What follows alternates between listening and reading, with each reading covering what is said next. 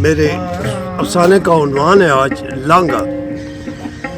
سرحد کے دونوں طرف ان پہ تعینات سپاہی جسوت سنگھ اور فضل شاہ کئی ایک دوسرے کو غیر آلود نظروں سے دیکھتے تھے۔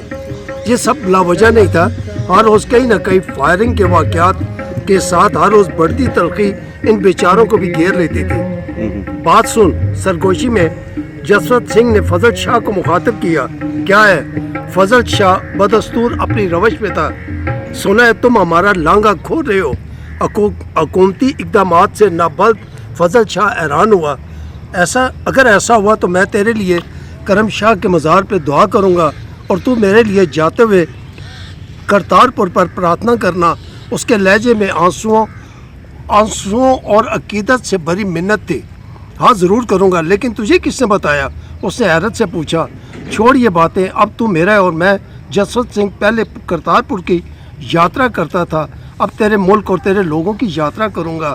تم بہت بڑے لوگ ہو، ہماری برسوں کی پرارتھنا رنگ لائی، اب اس سندھ سے تجھ پہ گولی نہیں محبت اور عقیدت کے پھول آئیں گے۔ وہ رو رہا تھا اور فضل شاہ دل میں حیرت لیے ہوئے کرم شاہ کے مزار کو دیکھ رہا تھا، جہاں اس کے آباء و اجداد میلے اور عرس میں شرکت کرتے تھے۔ وہ سوچ رہا تھا کہ وہاں کے حکمران کب بڑے لوگ بنیں گے۔ بہت بہت شکریہ۔